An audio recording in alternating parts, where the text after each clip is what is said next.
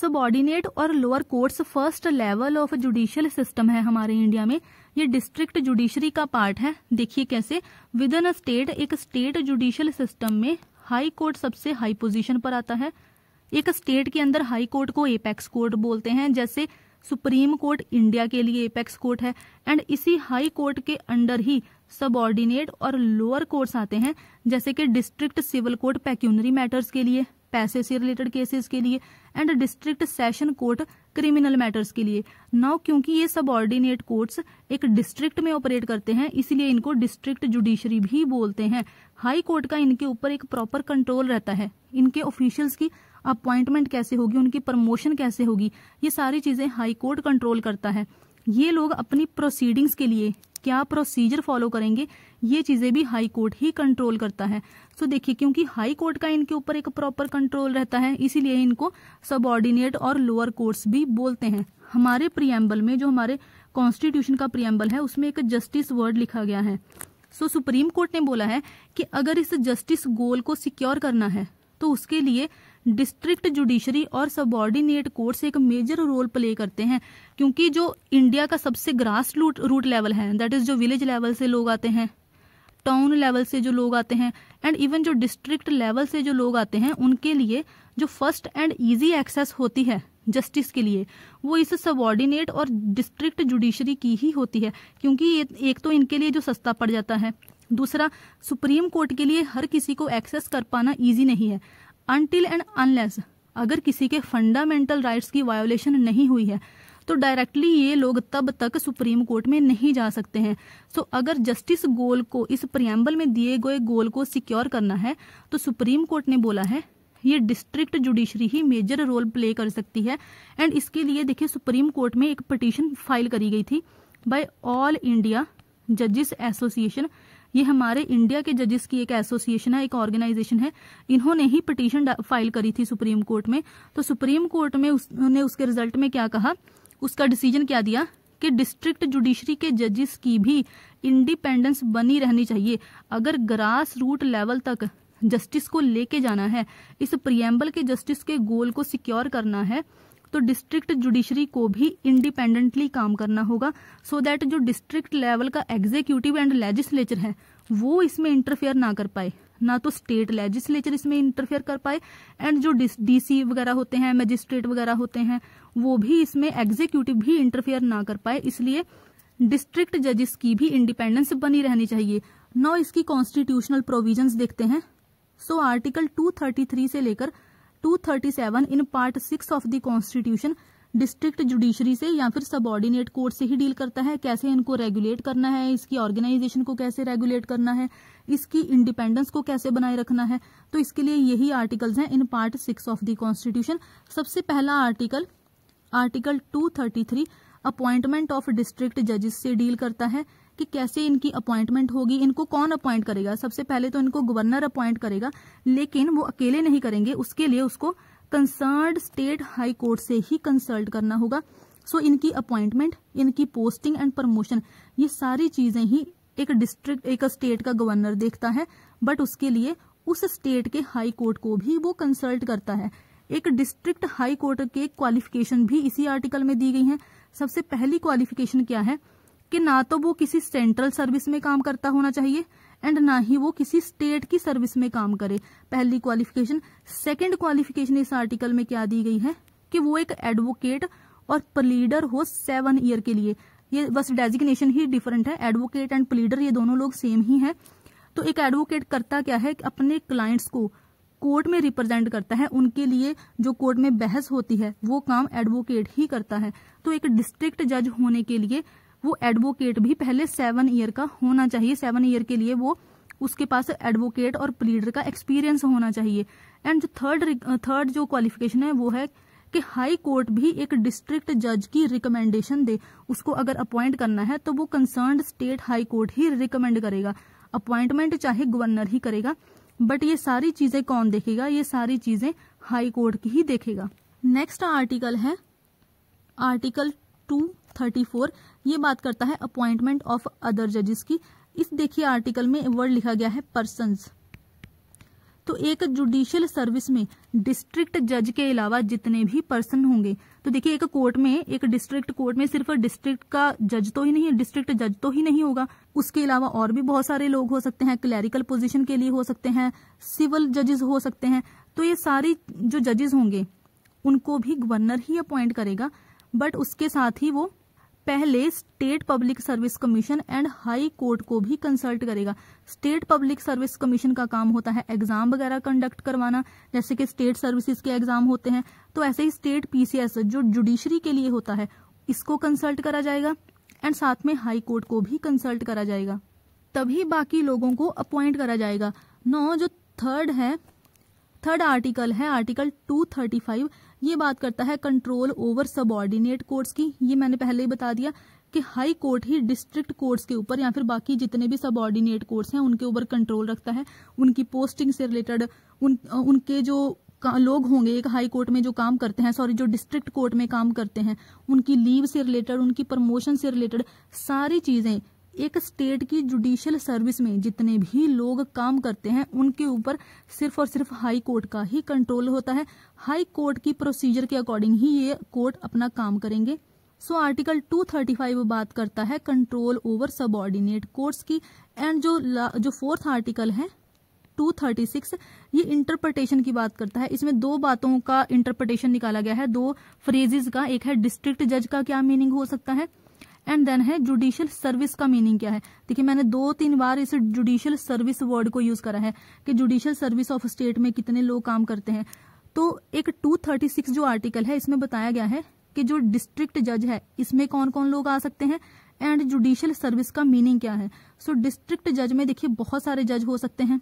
City civil court का जज हो सकता है, इसमें एडिशनल डिस्ट्रिक्ट जज हो सकता है, ज्वाइंट डिस्ट्रिक्ट जज हो सकते हैं, इसमें कुछ मजिस्ट्रेट भी आ सकते हैं जिनके पास सेमी जुडिशियल पावर्स होती हैं, मतलब कुछ पावर उनके पास एग्जीक्यूटिव की होंगी एंड कुछ पावर्स उनके पास जुडिशरी की होंगी। एडिशनल सेशन जजेस हो सकते हैं।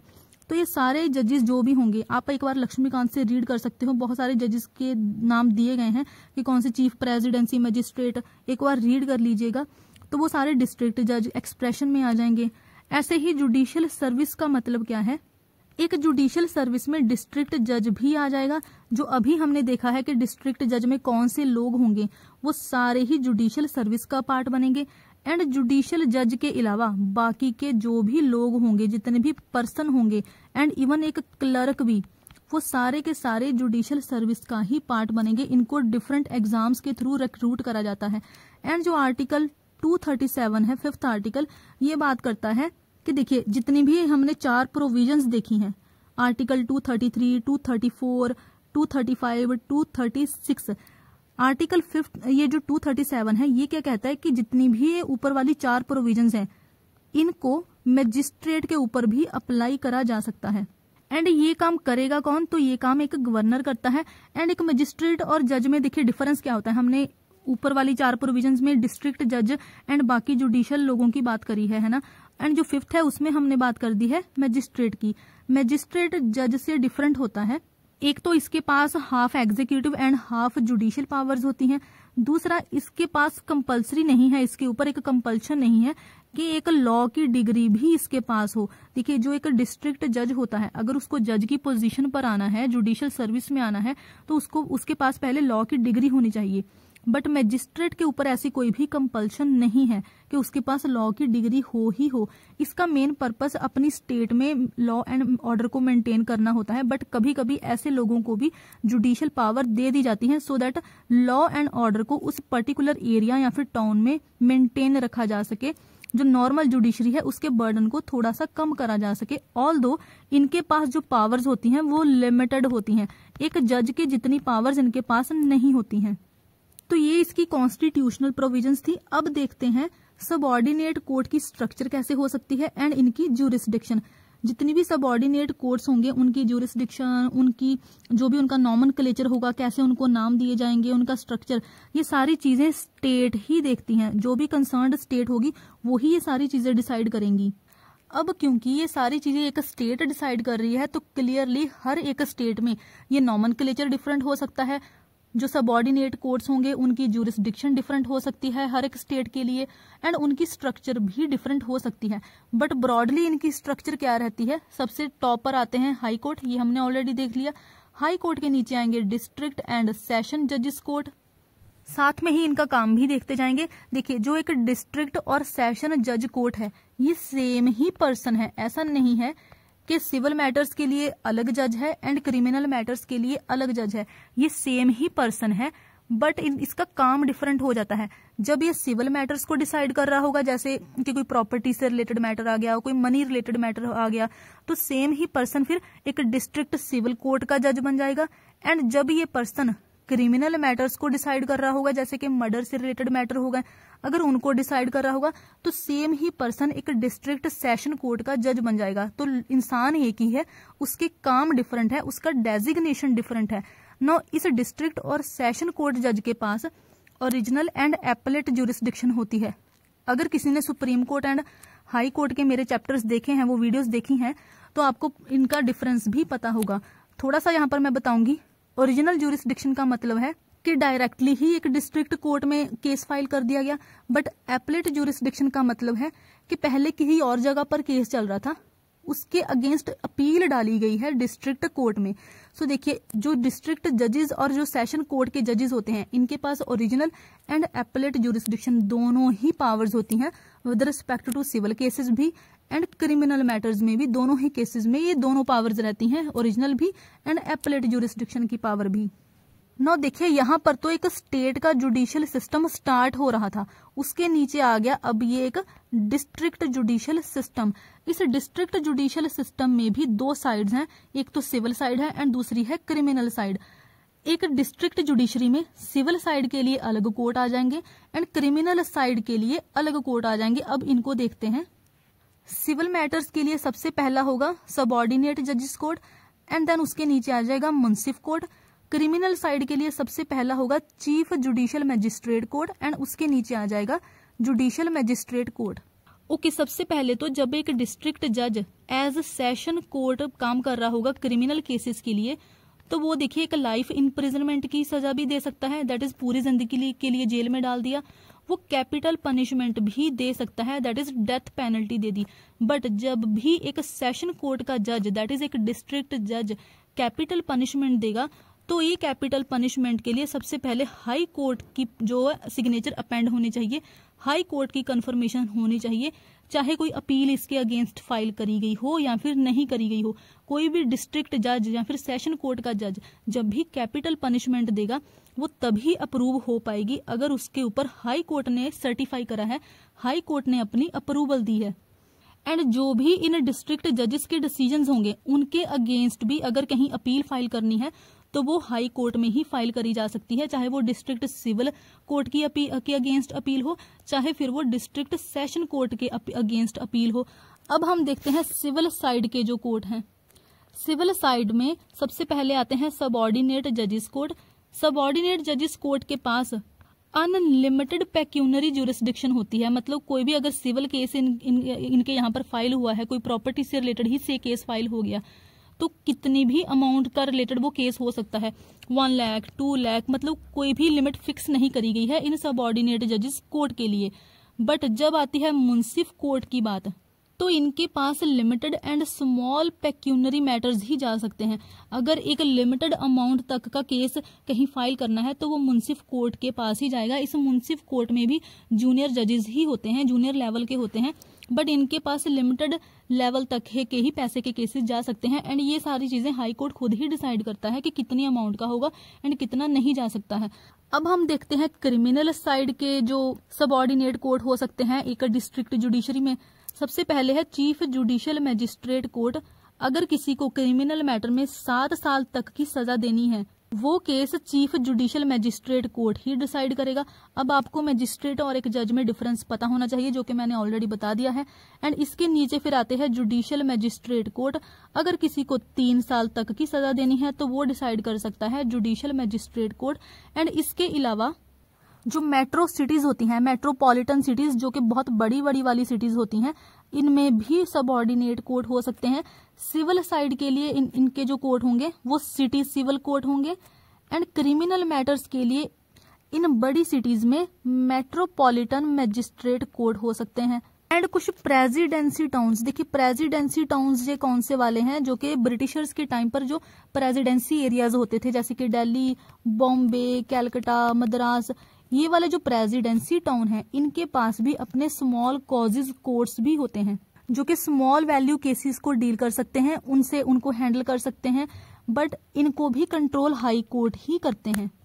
एंड इनके अलावा बिल्कुल ग्रास रूट लेवल पर, बिल्कुल लोअर लेवल पर पंचायत कोर्ट हो सकते हैं। इनको डिफरेंट नेम दिए गए हैं, जैसे कि न्याय पंचायत, ग्राम कचहरी हो गया, अदालती पंचायत, पंचायत अदालत। सो ये जो थे वो पूरे सबऑर्डिनेट कोर्ट थे।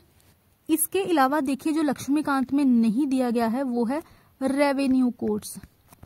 रेवेन्यू कोर्ट्स भी सबऑर्डिनेट कोर्ट का ही पार्ट होते हैं। ये लैंड रिलेटेड जो भी मैटर्स होते हैं उनको देखते हैं। जो बोर्ड ऑफ रेवेन्यू है एक डिस्ट्रिक्ट में, यही सबसे हाईएस्ट रेवेन्यू कोर्ट है। इसका नाम आपको याद रखना है, बोर्ड ऑफ रेवेन्यू। तो ये रेवेन्यू कोर्ट है, लैंड रिलेटेड मैटर को देखेगा। इसमें देखिए कौन से लोग आ सकते हैं, इसमें कोर्ट ऑफ कमिश्नर्स हो सकते हैं, कलेक्टर्स भी हो सकते हैं, इसमें तहसीलदार हो सकते हैं, असिस्टेंट तहसीलदार हो सकते हैं। तो इन रेवेन्यू कोर्ट्स का भी आपको याद रखना है, ये भी सबऑर्डिनेट कोर्ट्स का ही पार्ट है। सो यहाँ पर ये चैप्टर खत्म होता है सबऑर्डिनेट कोर्ट का, as per 7th edition of Laxmikanth. So please like, share and subscribe करना मत भूलें। Share this channel with your friends. Thank you.